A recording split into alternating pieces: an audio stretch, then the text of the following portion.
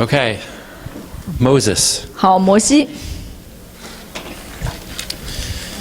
So we know the story of Moses, right? 我们知道摩西的故事，对吧？ All the plagues that God brings. 还有那些神降的那个十灾。One thing that you'll notice is that God is very intentional about the plagues. 我们有一件事情，就是那个十灾呢是神故意的降下的。He has a purpose. 他有他的目的。The first plague. 第一灾。Anybody know it? 谁记得第一灾是什么灾？The Yes, water to blood. Yes. 血灾，水变血之灾。Do you know what water supply? 你们The Nile. 他用就是在那里是那个尼罗河。The Egyptians worshipped the Nile River. 你知道那个埃及人他们是这个敬拜这个河的尼罗河。And they believed that that is what brought them life. 他们觉得这个河呢是带给他们生命的河。So God was purposeful in that was the first thing that he hit. 所以神是故意降这个灾，就是针对他们敬拜的这个。So there's a lot of other things like that in the other plagues, and the reason God used them. 在其他的这些灾也是，因为他们那个地方，他们就是把这个当偶像来敬拜嘛，所以神就故意戳中那个要害。The final plague 最后一灾 was the death of the 就 firstborn 是 male. 杀长子之灾。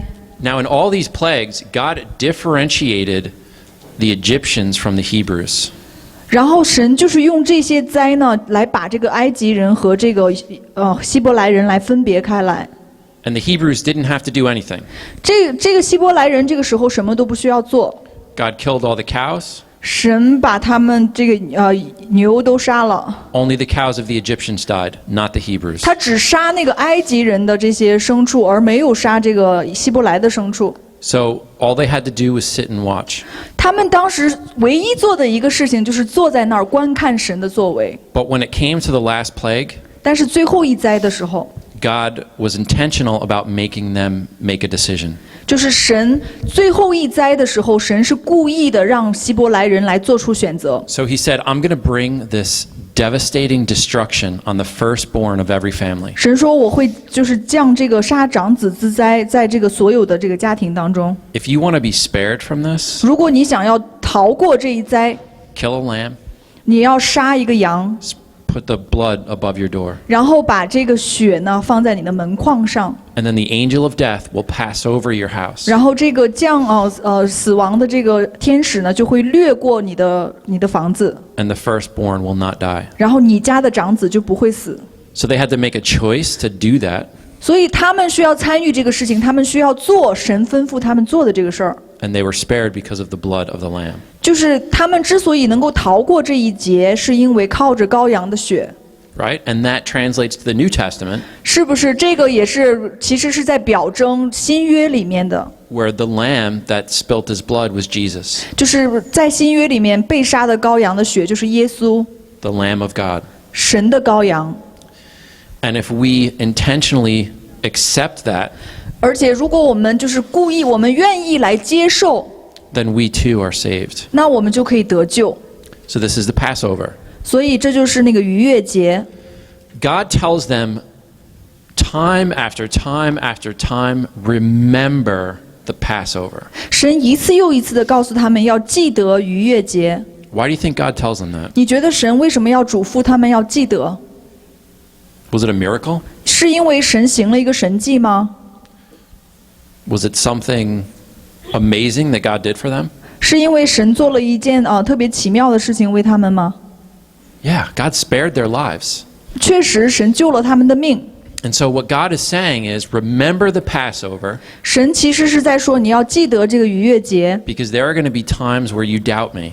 因为会有的时候你会来怀疑 And I 我。 want you to remember what I did for you. 我希望你能够记得我曾经为你做过的事情。 And that's a theme throughout the whole Old Testament. 其实整本的旧约都在重复这个主题， Remember what I did for you. Don't forget. 要记得我为你做了什么，不要忘记。 And I think he says the same thing to us today. 其实我觉得他今天也在对我们传达同样的信息。Write down so you can remember the things that God has done in your life. 要写下来神在你生命中为你所做的事情。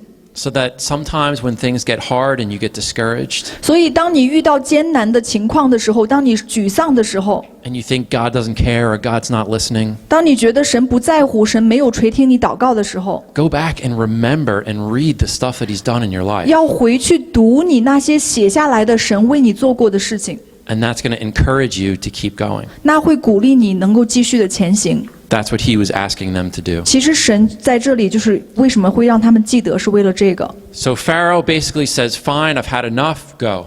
然后最终呢，法老说算了吧，我受够了，你们走吧。 So Israel celebrates 然后以色列他们庆祝， and they leave 他们 Egypt. 就离开了埃及。 Now they come all the way traveling with millions of people. 然后呢，他们就是千军万马的，就一起浩浩荡荡的离开埃及。 And they come to the Red Sea. 然后他们来到了红海前面， Immediately, 然后立刻的， the people complain. 就是这样经历了这么多事情以后，刚到红海就开始抱怨了。 Oh God, you brought us out here just to kill us. 神啊，你把我们带出来就是为了让我们死吗？ God's like, really? 神说：真的吗？ You just left. 你刚离开埃及， You just saw all these amazing things that I did for you. 你刚看了我行的所有的这些奇妙的神迹， And you think I brought you out here to kill you? 你觉得我把你带出来就是为了让你死吗？ So he's like, open your eyes. 神就说：你打开你的眼睛吧。 So he uses Moses. 然后他就用摩西 The Red Sea opens. 把红海打开了。 I can't imagine. I can't visualize that. 我无法想象，就是在这样的一个情景。 But what that was doing is that was teaching them, 但神在这里所做的，就是神在教导他们， don't trust in human capabilities or understandings. 就是不要靠着人的这个理解力，不要靠着人的能力。 For this journey that I'm about to bring you on, 我要带你行走的这个旅程， you have to trust in me. 你必须要信靠我， Because I'm the only one capable of delivering you to where I want you to go. 因为我是那个唯一可以拯救你，把你带到我想要带你去的地方的人。 So that's another theme in the Old Testament. 这也是另外一个一直在重复的一个主题。 God's saying, don't trust in everything you see around you. 神说，不要信靠你所看见的任何的事情， Trust in me. 要信靠我。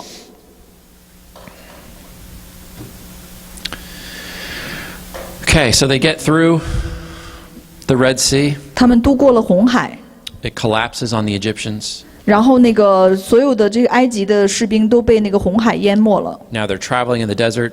然后他们在那个沙漠中行走， They come to Mount Sinai. 然后他们来到了那个西乃山， Moses has gone for a long time up on the mountain. 然后摩西到了西乃山顶好长时间都没下来， The hand of God is writing the 10 Commandments. 然后神的手亲自的在石板上写下了十诫。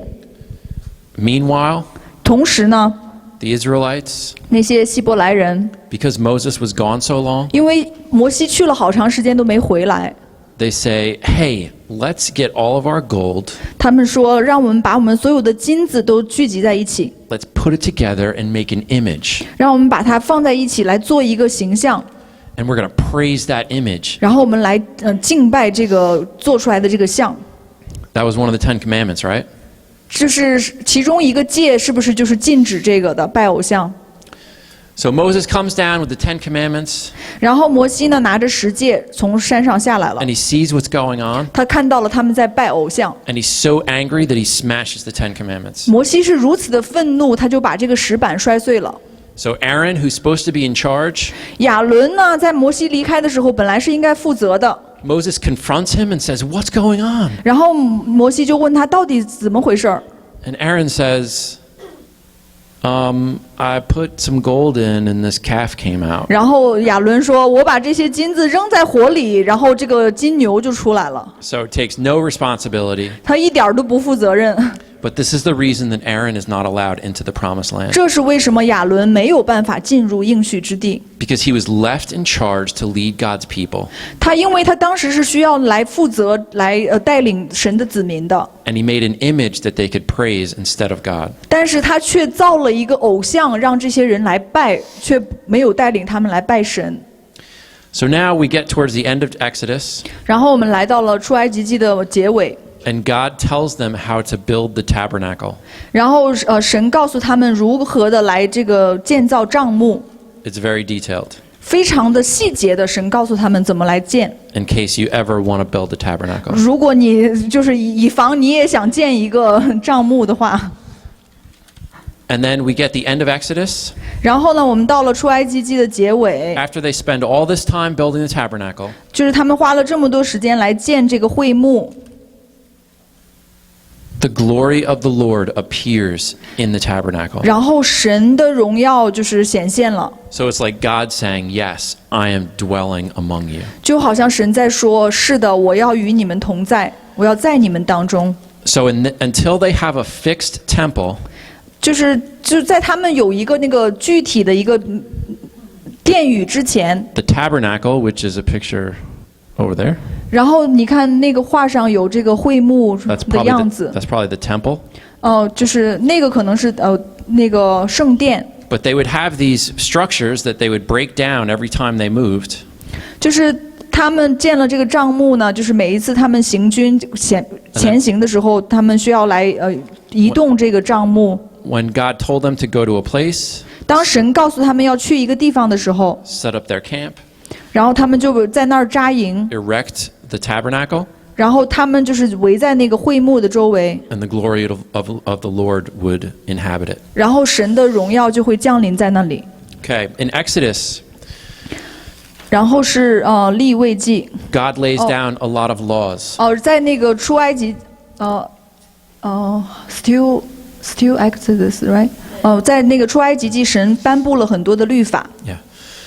So God says, okay, here's how I want you to sacrifice. 然后神就跟他们说：“这是我需要你来献祭的一些东西， For this sin, sacrifice this. 就是这种罪呢，要献这种祭。 They even have unintentional sins, sacrifice this. 就是如果这个你不是故意的犯了这个罪，然后要献这种祭。 There was basically a sacrifice for everything. 基本上是每一种事情都有一个献祭。 And it says, you do this, this, this, and this. 然后他很具体的告诉他你要这样做，这样做，这样做。 Light it on fire. 然后点火， Sacrifice this animal. 然后把那个牲畜放在上面献祭。 And that is going to cause a soothing aroma to the Lord. 然后这个在神的面前呢，要做那个馨香的火祭。 Now, do you think that soothing aroma is because God loves barbecue? 你觉得这个献祭神就是讨神喜悦，是因为神喜欢那个烧烤吗？ Anyone? No? No, it's because that's like an aroma of obedience. 因为这个其实就是他们的顺服的馨香之祭。 Paul, in the New Testament, 保罗在新约里面 tells us basically to make our lives as a soothing aroma to the Lord. 保罗说我们的生活，我们要把自己当成馨香的活祭向神献上。 That's where it comes from. He's using the Old Testament terminology that the Jews would understand. 就是保罗之所以这样说呢，是根据旧约，他在用那个以色列人他们可以听懂的语言，在对他们讲话。 He's saying no longer do you have to offer sacrifice upon sacrifice upon sacrifice. 保罗说，现在你不用一次又一次这样来献祭了。 But now the soothing aroma is the life that you live in Christ. 但是现在呢，你就是自己的，就是要有好的行为，在主里面要有好的行为来做一个馨香的活祭，向神献上。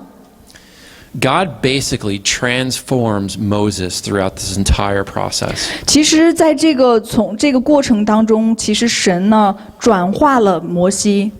God takes an insecure murderer. 神把一个就是这种没有安全感的一个杀人犯 Where in the beginning, Moses is like, these people aren't even mine. Why do I have to do this? 一开始的时候，摩西说啊，这些他又不是属于我的子民，我为什么要这样做呢？ Towards the end of Moses' life, 但是在摩西晚年的时候， he's actually interceding for the people. 摩西其实在为他的子民们在代祷。 God's testing Moses. 神在这里也有试验摩西， And he's like, oh, these people are so disobedient. 然后说这些人太不顺服了， I'm just going to kill them. 我就杀掉他们算了。 And Moses intercedes and he's like, no, don't kill them. 但是摩西这个时候就为他们代祷说啊，不要杀他们。And he intercedes successfully on behalf of the people. 而且摩西特别成功的就是为这些人代祷。So Moses takes ownership of his position and the people. 所以在摩西晚年的时候，他已经就是有那种他的职责的那种意识，非常有那种意识。There's a time where Moses the people are complaining again, but this time for water. 那又有一次呢，就是这些人就又抱怨了，因为水的缘故而向摩西抱怨。God says, "Okay, I want you to go, take your staff." 然后神就对摩西说：“我要你带着你的杖去那边。” And I want you to strike the rock. 我要你来那个抽打那个岩石。So Moses is in front of the whole congregation. 然后呢，摩西就在这些会众的面前。And he strikes the rock. 他就击打这个岩石。Boom! Water comes out. 然后呢，就有水从这个磐石当中流出来。Now let's fast forward to another time. 然后我们快进一下到另一次。God says, "I want you to speak to the rock." 这一次呢，神说：“我想要你对岩石说话。” So Moses goes, speaks to the rock. 摩西是不是来到这个磐石，就对这个磐石说话了？ Nothing happens. 是不是什么都没发生？ So Moses takes his staff. 然后呢，摩西就拿起来他的杖。Something he knew was going to work. 因为这是他知道一定会管用的一个方法。And he goes and he strikes the rock. 他就又拿那个杖去打那个磐石 Water comes out. 然后水就流出来了。What Moses just taught the people 然后摩西其实是在告诉他的子民 was that he had become their provider. 就是他其实用这个行为在告诉这些人，我是你的供应者。摩西在说我是你的供应者。God said, just speak to the rock. 神对摩西说，对那个磐石说话，吩咐那个磐石。That way the people are going to know that it's my power that brought water out of that 你 rock. 这样做的时候，这些人看见的时候就知道是神的能力才让这个磐石出水的。But instead, Moses took it upon himself 但是摩西却没有那样做，摩西却一手揽了过来。and took away a situation that could have taught them great trust and faith in God. 就是他这样的行为就夺去了就是会众们可以学习来信靠神的一个非常好的一个机会。That's the reason that Moses isn't allowed into the promised 这是 land. 为什么摩西不被允许进入应许之地。 So Moses went through all of that. 所以摩西经历了所有的这一切。 Sometimes we think that that's a little harsh, 有的时候我们可能会觉得神太严厉了吧。 but that's the kind of emphasis that God places on leaders. 但是其实神就是在这里在强调这一点，特别是对于做领袖的， And on us. 也是对我们每一个人。 Do I let people know that I can do it? 我们是不是在向人展现我自己可以做到呢？ I can help them? 我可以帮他， Or am I pointing to Jesus 还是我们把人带向耶稣呢？ and saying, no, he's the one you have faith in? 就是我们是要说不，你要来专注在耶稣身上。 God knew that they were going to need an extreme amount of faith to enter the promised land. 因为神知道他们必须要有极大的信心，才可以进入应许之地。 And we're going to talk about that in a minute. 那之后我们会很快再讲这一点。 Leviticus. 利未记， This is when everybody decides they want to read through the Bible. 然后这个是所有的人都决定了，我们要通读圣经。 This is where 90% of the people stop. 然后呢，就是很多人都下定决心要通读圣经嘛。90%的人读到利未记就停了，不再读下去了。 They're like, I cannot read any more laws. 哎呀，我实在是受不了这些律法了。 But what we see in Leviticus 但是我们看到利未记， is a key verse that comes up a few times. 就是在利未记里面有一些关键的经句，就是出现了几次。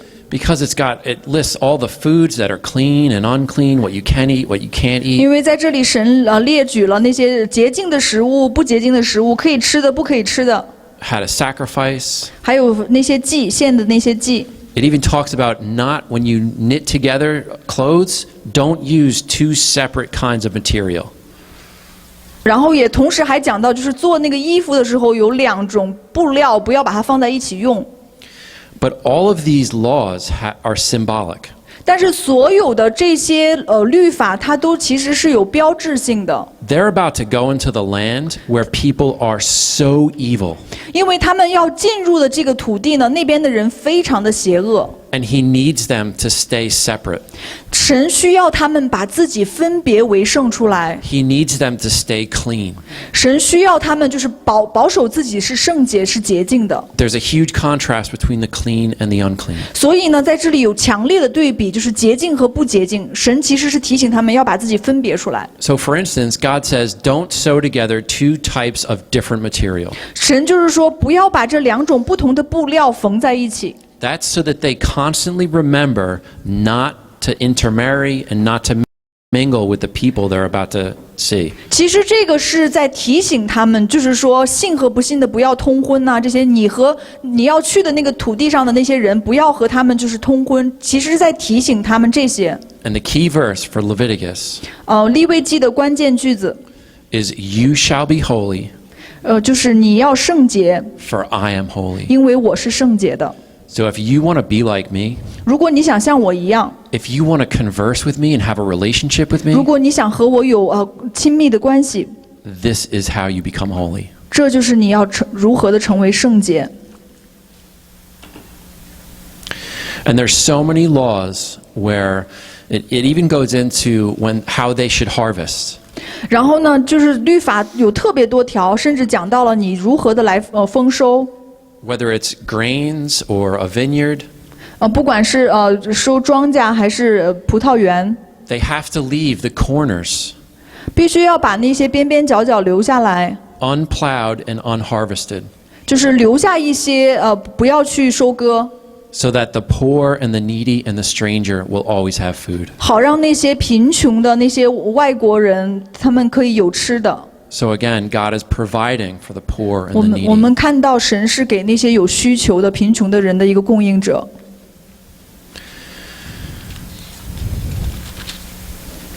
Even chapter 26, verse 41, 甚至在26章利未记26章， we see this so early on in the Bible. 我们在圣经很早的时候也看到这个。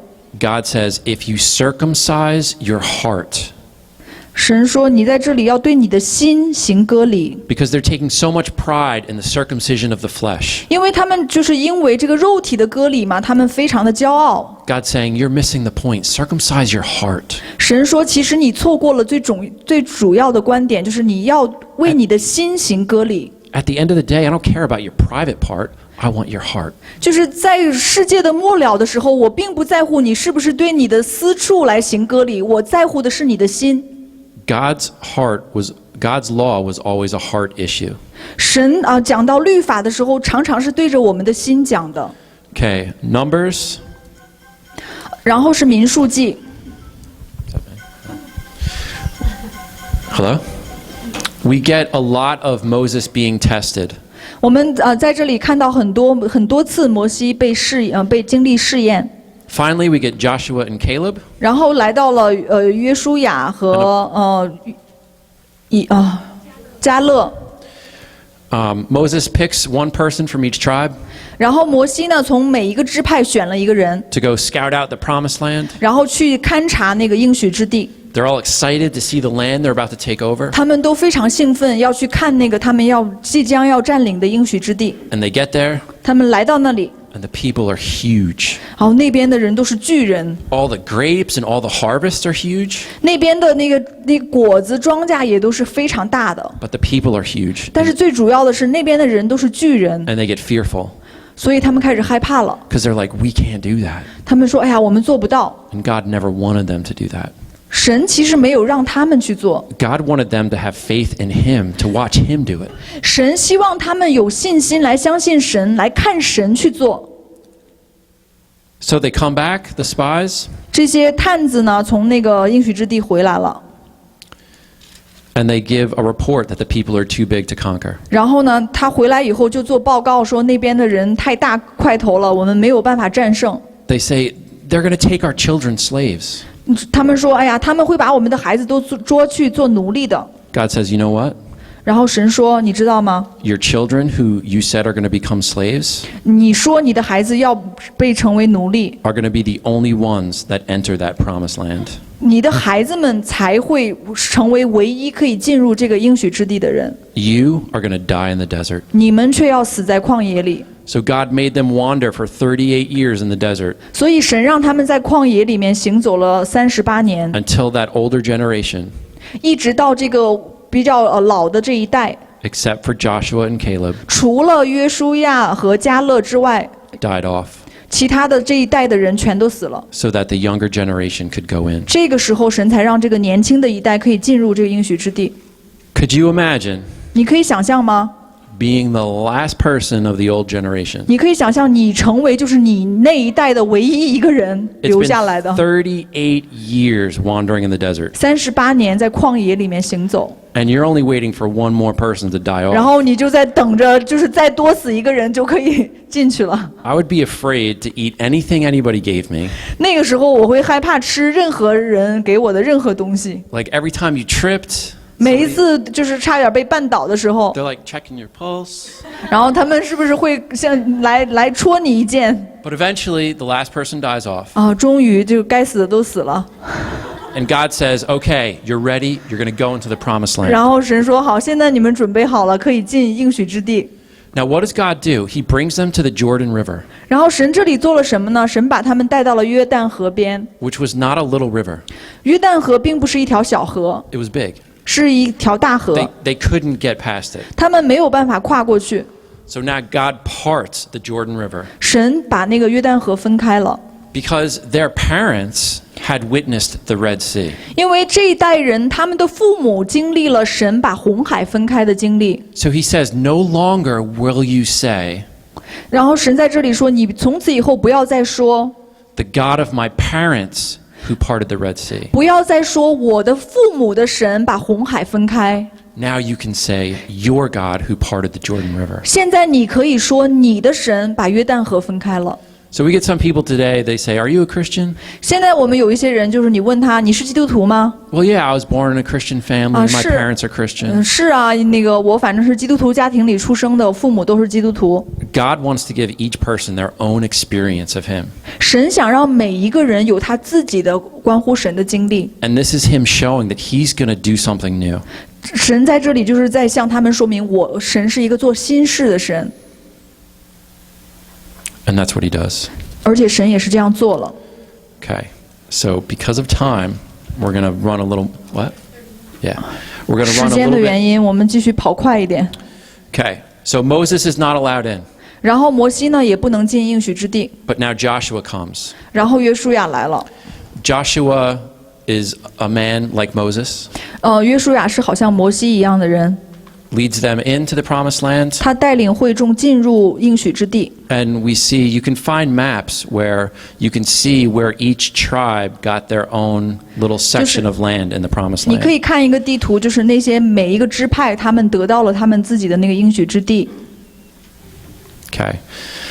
So we go through Joshua and they have all these conquests, they win these battles, and it's all about building faith and them getting a relationship and understanding who God is. 那我们看到约书亚率领这些以色列子民呢，就是进行了很多的征战，他们赢得了很多的土地。其实这个就是关乎让他们更有信心，更有对神有信心。 And after that, we come to the book of Judges, 然后呢，我们之后呢，我们就来到了那个士师记。 which Joshua is like all these battles and it's exciting. 之前呢，在约书亚记呢，就是他们就是打仗嘛，得了很多胜仗， And the people are going for it with God. 然后大家都非常的兴奋，然后很兴奋的来跟随神， And then you come to Judges. 然后来到士师记。 And it basically, Judges is summarized where it says, everyone did what was right in their own eyes. 然后士师记其实就用一句话来总结，就是每个人都行自己眼中看为正的事。 So quickly, they forgot about God. 就是那么快，他们就把神给忘了， They didn't remember all the things that he did for them. 他们不记得神为他们做了什么。 So there's a cycle in Judges. 所以在士师记里边有一个循环， God gives peace in the land and Israel serves God. 然后神给这个土地平安，然后他们子民就来服侍神， Israel does evil. 然后以色列人行恶， God punishes them, 然后神就惩罚他们， usually by another nation. 然后又到了一个时代， Israel cries out to the Lord. 然后以色列人又呼求神， God raises up a judge to deliver them. 神又兴起一个士师来拯救他们， Israel's delivered, 然后以色列人被救了， and there's peace in the land. 然后又有平安在这个土地上， And then Israel does evil, 然后以色列人又行恶 and 了。 it's this whole cycle of 所以 judges 所以士师记这个循环就一直在进行， that keeps continuing. 一直在继续。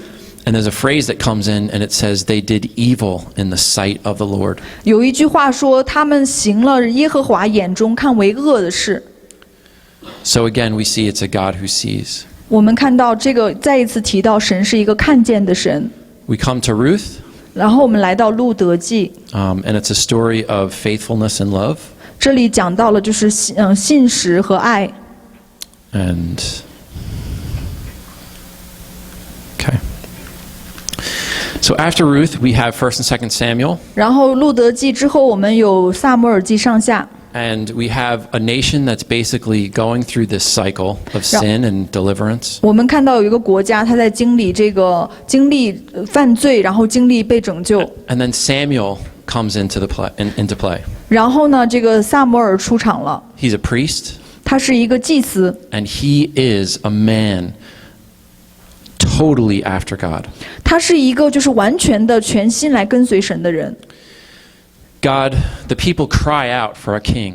那这个时候，地上的人在求神给他们一个王。 They say, we want to be like the other nations. Give us a king. 他们说，我们像其他的国家一样，我们要有自己的王。 But God wanted to be their king. 但是神想做他们的王， So God told this to Samuel. 然后神就对撒母耳说 He said, have you heard the cries of my people?：“ 撒母耳，你有没有听到我的子民的呼求？” And Samuel's devastated.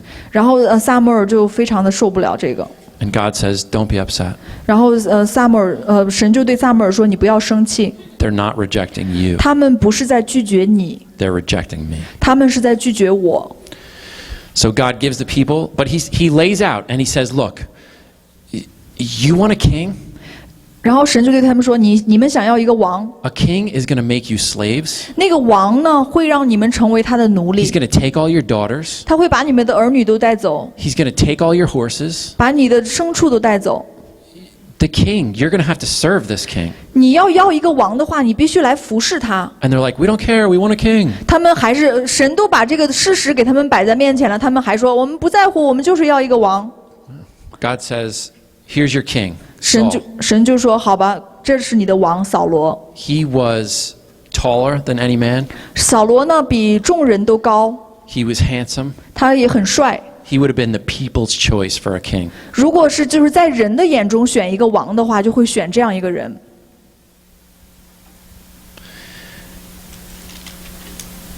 So Samuel anoints Saul king. 然后呢，撒母耳就膏了扫罗王， Saul becomes king. 扫罗成为了王。 Israel is united under Saul. 然后呢，以色列在扫罗的统治下就是合一了，统一了。 Samuel gives Saul very specific instructions. 然后撒母耳呢，就是给了扫罗非常详细的一个指导。 Go to this place. 你要去这个地方， Before you go into battle, wait for me. 在你去打仗之前，你要等我， I'm going to offer a sacrifice. 我要在那里献祭。 Then you're going to go fight and win the battle. 然后呢，你再去打仗，你就会赢。 Now, only priests were allowed to offer 你知 sacrifices. 道，只有祭司是可以有资格来献祭的。 Saul goes. 然后扫罗去了， Samuel is late.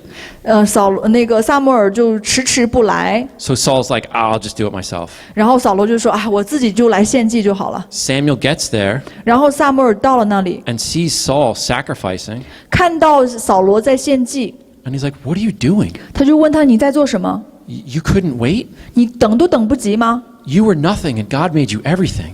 你本来什么都不是，神把你 He gave you one simple request. 你本来什么都不是，神高你为王，神只要求你做一件事。 He said, has the Lord 他说：“难道主 as great delight in burnt offerings 就是神真的是喜悦献祭吗？ as he does in obedience?” 就是那个经文的原文， Sorry, 15:22. 听命胜于献祭。 He said, am I happy about sacrifice 他说：“我是喜悦献祭呢， or am I happy about you obeying me? 还是喜悦你顺服我呢？” So Saul says he's sorry. 然后扫罗就说对不起， Samuel gives him another chance. 然后撒母耳给他另外一个机会， And then he says, all right, I want you to go kill these people because they're evil. 然后撒母耳就对扫罗说，你要去杀这些人，因为他们是邪恶的。 But you need to get rid of everything. Every 但是- person, every beast, everything.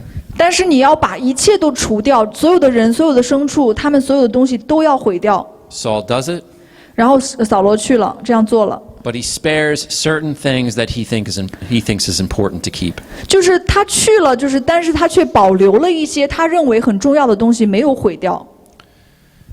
So Samuel comes back, 然后撒母耳又回来了， sees that Saul hasn't obeyed, 看到扫罗并没有顺服， and he said, God is ripping the kingdom from you. 然后撒母耳就对扫罗说：“神要让你换位了，就是要给这个国位再换一个王。 And he's going to find someone after his own heart to 神 lead 要 the people. 神要找一个合他心意的人来做这个王。 So in comes David. 然后就有大卫王。 So King David is a man after God's own heart. 大卫王是一个合神心意的人。 Saul goes to David's household, 然后扫罗就来到这个大卫。 interviews all the brothers. Samuel Yeah, sorry, Samuel went to 然后 David's house. 撒母耳呢，他去到了大卫的家，然后面试了他的每一个兄弟。 And he's like, yeah, you have fine boys, but are there any more? 然后他看了他大卫所有的哥哥啊，这些都很棒，但是你还有别的儿子吗？ David's father is like, yeah, the youngest, but I mean, he's little, he's in the field with the sheep. 然后呢，大卫的爸爸就说，还有一个小儿子，他就是非常低，然后在山上放羊。 Saul's like, that's the one. 然后撒母耳就说，这个就是我要选的人， The unlikely choice. 就是看上去世人不会去选择的人。 David and Saul go back and forth. 然后就是扫罗Samuel。 No, David and Saul. 就是在大卫和扫罗之间做对比。 Saul is jealous of David, 然后呢，扫罗就很嫉妒大卫， but David holds true and serves under Saul.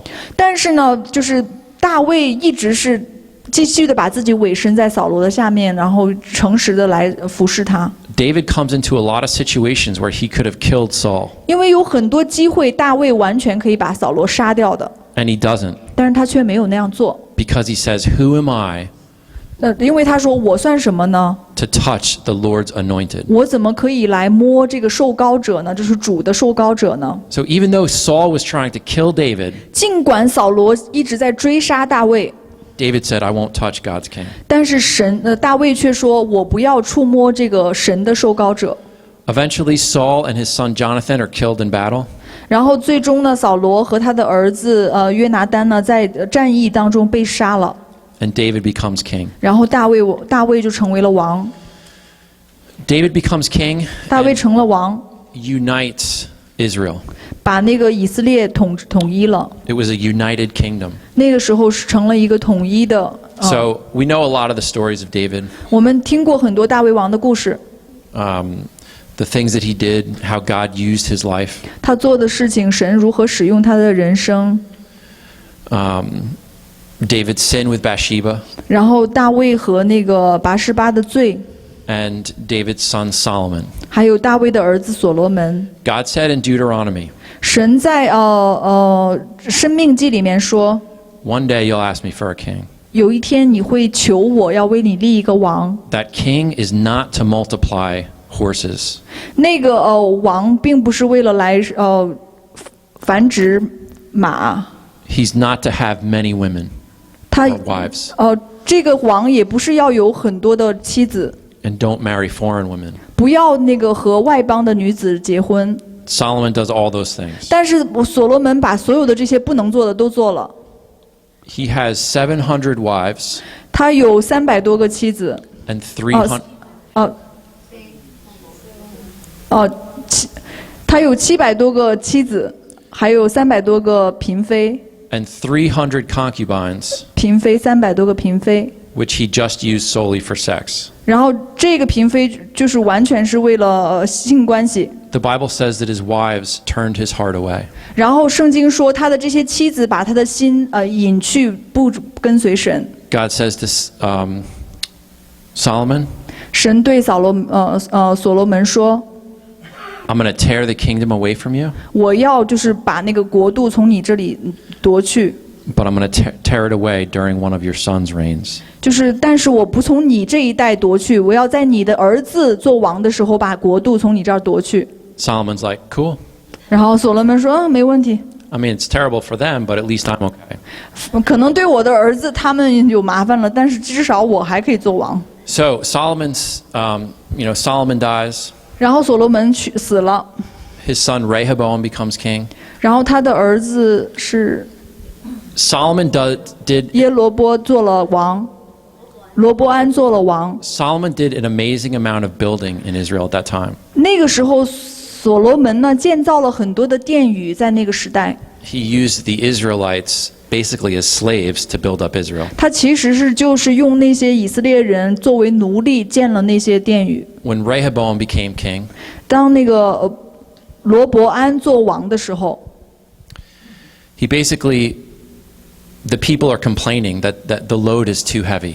然后那个时候人就是子民们在抱怨，就是说这个负担其实太重了。 So he has his father's old advisors, 然后这个罗伯安呢，就有他的那个父亲的这些这些士士啊，这些策士们， who are older and wiser. 他们就是更有智慧的一些人。 And then he's got his young group of friends. 然后呢，罗伯安也有自己的这个年轻的这些跟随者。 So he says to each group, 然后他就对这些年长的和这个年轻的，就对他们都讲了。 the people are complaining that the work is too hard. 这 What 个 should I do? 子民们都在抱怨，然后这个负担太重了，我该怎么做呢？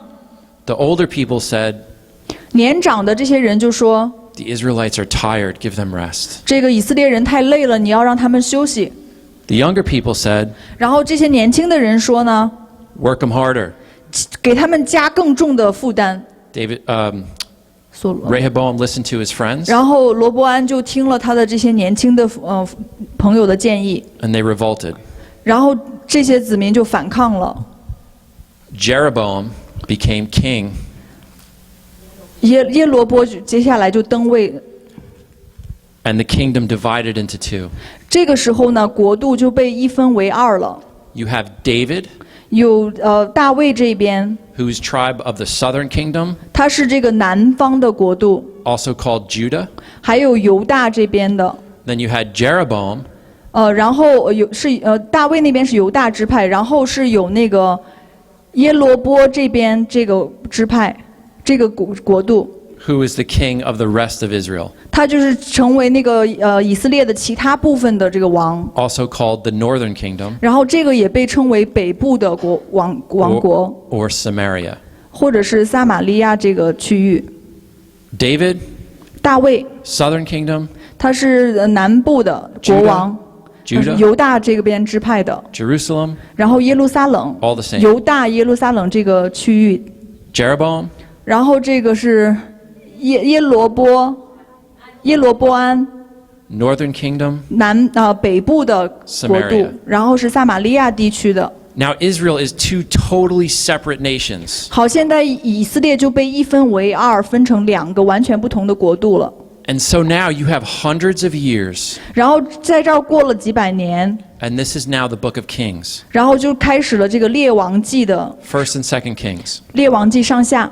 You have all these different kings that come into power. 然后就是有不同的王来登上王位， Some are good and some are bad. 有的是好的王，有的是坏的 And 王。 you can find lists of the kings of each kingdom, 然后你可以就是列出来这些王，每个国度的这些王， and it either says at the end of their life, 就是在他们人生终结的时候，一般都会做出这样的一个总结。 they did good in the sight of the Lord, 要么是说他行神眼中看为好的事， or they did evil in the sight of the Lord. 或者是说他行神眼中看为恶的事。 All of the kings of the northern kingdom, 所有的北部王国的这个国王们， not one of them said they did good in the sight of the Lord. 就是没有任何一个王是说他是行了神眼中看为正的事，没有任何一个王得到了这样的评价。 So you have all of these kings for each kingdom. 你看到这个国度有所有的这些国王， Sometimes they're peaceful with each other, 有的时候他们之间是很和平的， and sometimes they're enemies. 有的时候他们变成敌人。 Okay, so you have hundreds of years where the kings now of Israel are that cover the book of the Kings. 所以这个在这个列王记呢，就是遮盖了几百年的这个历史。And now during that time, we also have tons of prophets. 那在这个就是有这些王的这个同时呢，也兴起了很多的先知。Sometimes it's hard to read the prophets 有的时候很难读这些先知书， without seeing what's going on in the kingdom of Israel. 如果你不去就是了解这个就是当时以色列这个国度的背景的话，然后你去看先知书的话，会有点难理解。The prophets can get very dark and heavy. 因为有的时候这个先知书它的内容感觉非常的黑暗和沉重。But God continually warns his people 但是神一直没有放弃来警告他的子民， and says, Stop what you're doing. 停下来，不要再做你现在做的事情了。 Remember what I've done for you and come back to me. 你要记得我为你所做的事情，你要回到我这儿。That's the message of the prophets. 这是就是先知书一直在传达的一个信息。 If you don't stop, I have to punish you. 如果你不停下来的话，你会受到惩罚的。 And so, in short, 就 that's 是 the main point of all the prophets. 所以简言之，这就是所有的先知书的一个总结。 Now, in that, 在这些书里面， in the prophets, we have these prophecies 在先知书里面有这些预言， about this leader that one day will come. 就是预言有一个领袖有一天会到来， The leader's going to come and lead Israel. 这个领袖会来带领以色列。 It talks about the Lamb of God, 谈到了神的羔羊， wonderful counselor, savior of the world. 奇妙的测试拯救者。 So the prophets are prophesying about this future person. 然后这个先知呢，在为未来的这个人来发一个预言。 They're also prophesying about what's going to happen to them if they don't turn back to God. 然后呢，这些先知也有在发预言说，如果你不回转向神的话，什么事情会发生在你的身上？ So God keeps saying, look, from the north, I'm going to send my punishment. 然后神说，我要从南方来降下我的惩罚。 That's the nation of Assyria.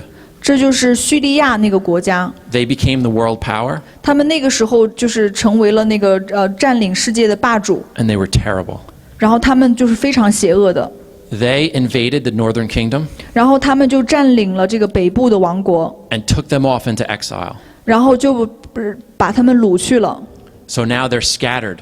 然后他们就被聚在一起， Because what Assyria would do, 他们被打散了，因为叙利亚所做的就是。 they would conquer all these different nations, 他会去来，因为叙利亚他要占领所有的这些国家， and they would take a little bit of each nation 他把那个每一个国家来夺来一小片， and put them together in different places. 然后再把他们放在不同的地方。 So the people would have to mix languages, 这样的话，就是他把这些人都掺杂在一起了嘛，他们就语言也被掺杂在一起， mix customs and religions. 然后他们的文化、他们的宗教都掺在了一起。 So the people would be loyal to Assyria, 这样的目的是为了让他们能够忠于这个叙利亚王国， no longer their former country. 不再忠于他们自己的国家。 That's why in the New Testament, 这是为什么在新约里面， the Jews hate the Samaritans. 就是那个犹太人他们非常恨 Because 撒玛利亚 the 人， Samaritans were made up of some Jews, some Egyptians, some all these different people. 因为那个撒玛利亚人是由这些埃及人还有不同的人就是掺杂在一起组成的撒玛利亚人， So they felt that they were a mixed breed. 然后他们就觉得他们就是和这些外邦人的一个掺杂。 But while all this is going on, the prophets keep saying, 就是所有的这些在那个先知继续的发预言， I'm going to punish you. 我要惩罚你， I'm going to send you away into exile. 我要让你被掳。 But one day, 但是有一天， when your punishment is done, 当你的惩罚结束的时候， I'm going to bring you back. 我要把你带回， And it's going to be better than it ever was before. 而且你回来之后要经历比以前更好的时光。 So even though the prophets seem dark, 尽管看上去好像先知书都是很黑暗、很沉重， there's so much hope. 但是在那里面充满了希望， It's never an end. 因为那个不是一个结束。 God's always saying, one day, I'm going to bring you back. 神总是在说，有一天我要把你带回。 Okay, so now all the prophets are speaking mostly to Israel and Judah. 所以先知大部分是在对犹大 But 说， like Jonah goes to Assyria. 然后呢，却让那个约拿去叙利亚、 So God's not just concerned about Israel. 亚述，所以神不仅仅是只是在乎一个地方， He sends his prophets all over the world. 就是神把他的先知就是送到不同的地方去。 Eventually, Israel comes back from exile. 然后呢，最终呢，他们被掳归回了。 That's where you have the books of Ezra and Nehemiah, 然后就是有那个以斯拉记和尼希米记 Which talks 讲的 about- 被掳归回， talks about Israel rebuilding the wall, 讲他们重修城墙， rebuilding the temple. 讲他们重修圣殿。 And even after they return from exile, 从他们被掳归回之后， in Haggai and Malachi, the prophets, 然后那个哈该书、哈马拉基书， God is saying, 神依然在说， how come you're rebuilding your houses and not my temple? 他们说就是说你们怎么能只重修你自己的家，却没有来重修我的殿呢？ How come you're offering me lame sacrifices when it's supposed to be your best, most pure? 就是你怎么能将那些残疾的那个拿来献祭，而没有拿最好的、最圣洁的来献祭呢？ So they quickly fall back into their old habits. 就是很快的，他们就又开始行那些恶事。 Now, 好，现在 Malachi is the last book in the Old Testament. 哈该书是最后一卷书，马拉基书是旧约最后一卷书。 So there are 400 years between Malachi and Matthew. 从马拉基书到马太福音中间隔了400年，400多年。 They're called the silent years 这400多年被称为沉默的400年， because it seems like God was silent. 因为看上去好像神沉默了。 But during that time, 但是在这个时候， Israel, 以色列 which is now really just the southern kingdom, 其实那个时候只是南方的国度而已了。 who came back from exile, 他们从被掳归回， they go through all these phases of being conquered by people 他们经历了很多次被占领， and then getting a little bit of freedom, 然后过后又得了一点自由， maybe ruling themselves for a while, 然后他们可能自己统治了一段时间， but they're constantly being taken over. 就是一次又一次的又被别人占领。 They're taken over by the Greeks, 他们被希腊占领，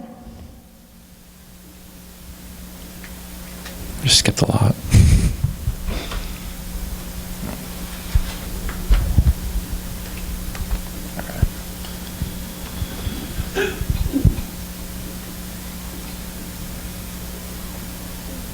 Okay, so we read about a lot of things that happen in the New Testament that we never heard about in the Old Testament. 我们看到在新约里面，就是发生了很多事情，在旧约里面从来没有发生过。 We see that Jesus and Paul went to the synagogues a lot. 我们看到就是耶稣和保罗常常去到会堂， In the Old Testament, there's no synagogues. 在旧约里面没有会堂， It was something that the Jews, rather than having to go to Jerusalem all the time, 就是犹太人呢，他们就是不要常常去耶路撒冷， they would make these synagogues where people talk about the law of God. 然后他们就建了这个会堂来谈这个律法。 You know, they would interpret scripture, 他们在这里就是来讲解这个圣文经文。 and during that time, we had all these different groups that popped up. 在那时候也兴起了不同的族派的人， Like the Pharisees, 像法利赛人呐、 Sadducees, 或者是撒都该人， Zealots, 这个是什么？ people that were very into Israel's military. 费瑞党人。 Okay, so you have all these different groups that are popping up. 所以这个时候就有不同的这些人冒出来。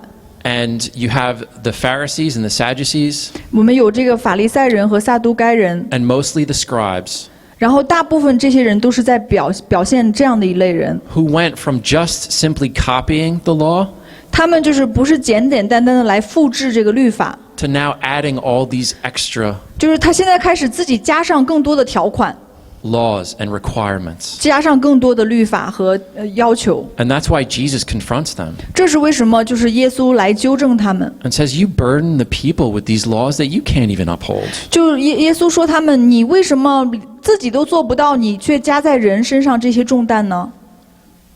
So, what Jesus is doing in the New Testament 所以耶稣在新约里所做的， is he's coming to convict the people of God. 就是耶稣他来就是来说服神的子民。He's coming to say, How long are you going to kill all my prophets? 耶稣其实是来对他的子民说：“你还要多久？你要来杀我的先知们呢？ How long are you going to make the law more important than the heart issues? 你继续还要多久？你继续的把律法看待的比你的内心更重要呢？” And if we look at ways that we should be treating non-Christians, 这也是我们来看一下我们如何对待那些非信徒。 look what Jesus did. 看一下耶稣是怎么做的。 Who did Jesus get furious and angry with? 耶稣到底生哪些人的气？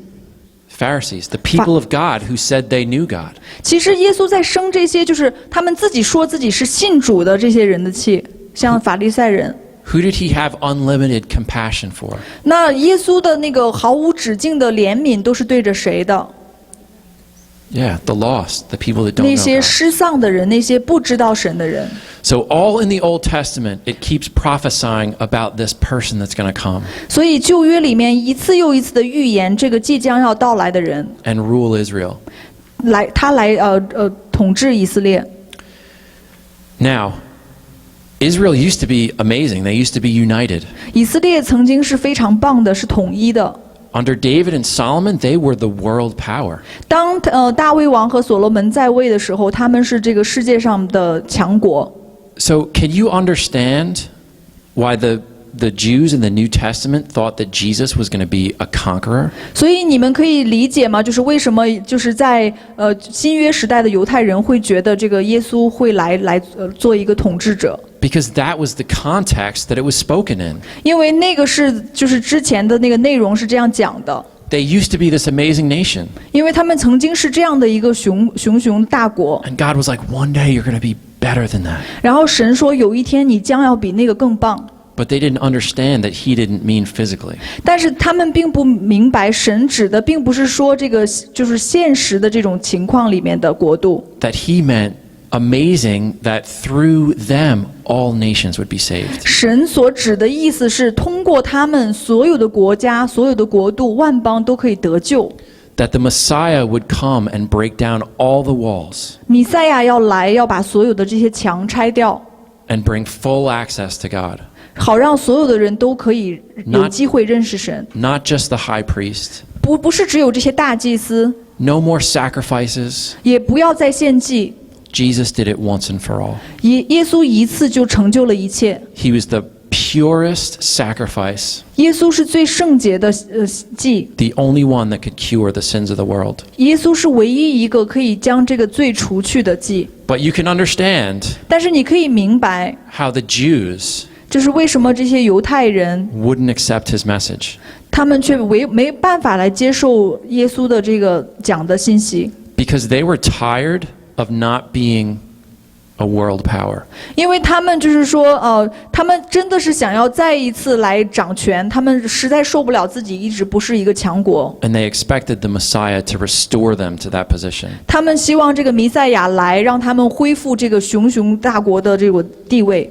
So you have the four Gospels, 然后我们看到了有4本福音书， which I had somebody, they said, as a joke, they said, I read Matthew, 然后也有人这样开玩笑说，我读了马太福音， and Jesus died. And Jesus died. 然后耶稣死了， And then I read Mark, 然后我读了马可福音， and he died again. 耶稣又死了一次。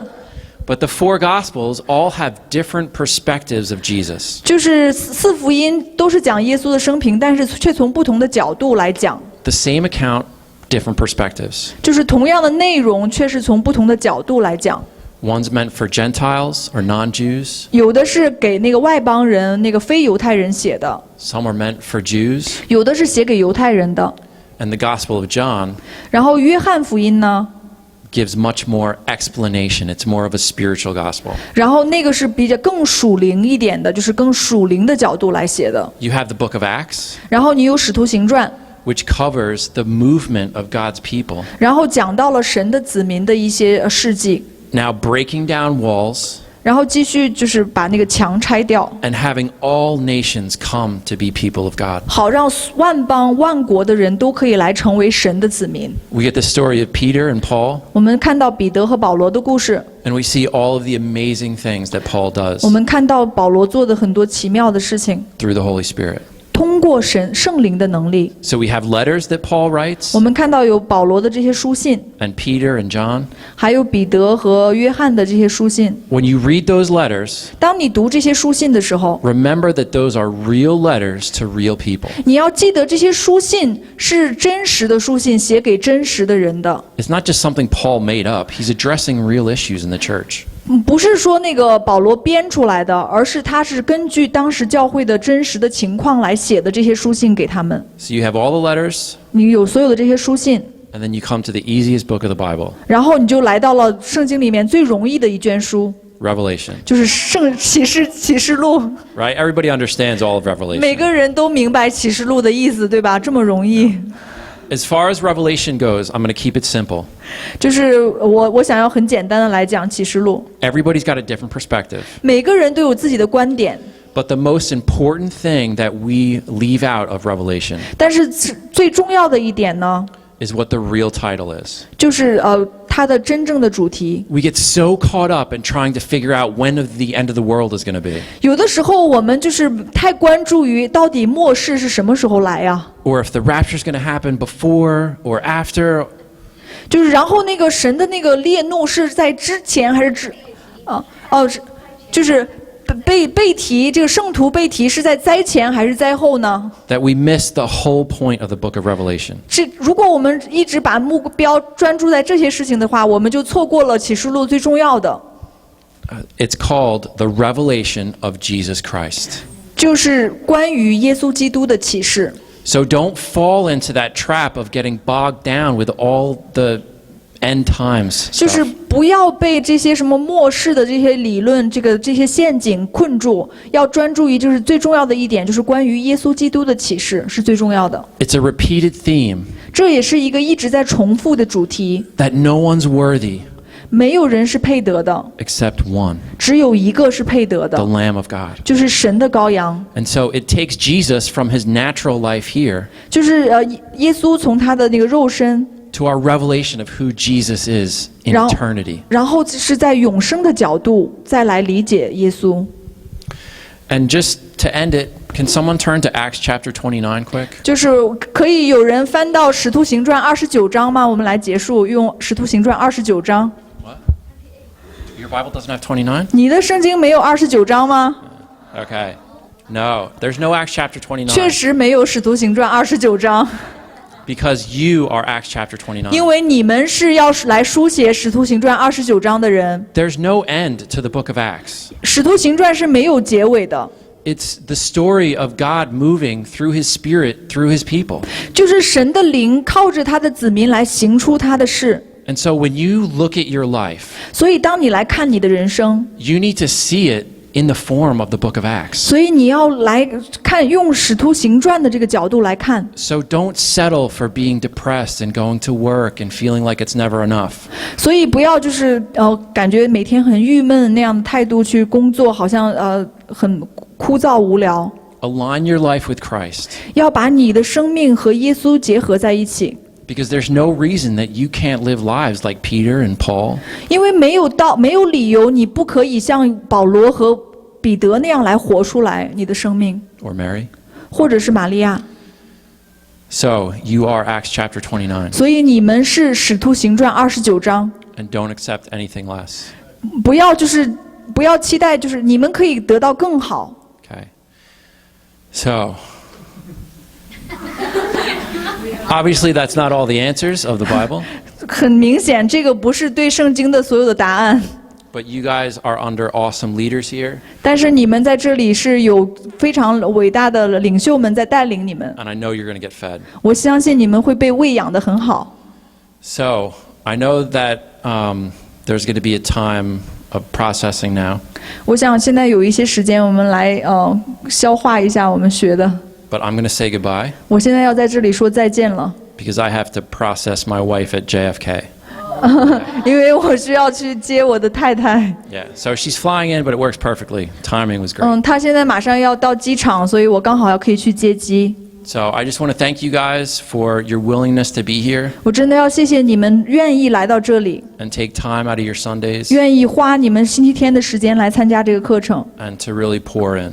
也真的愿意就是参与进来， And it's a privilege to know you guys. 真的认识你们很荣幸。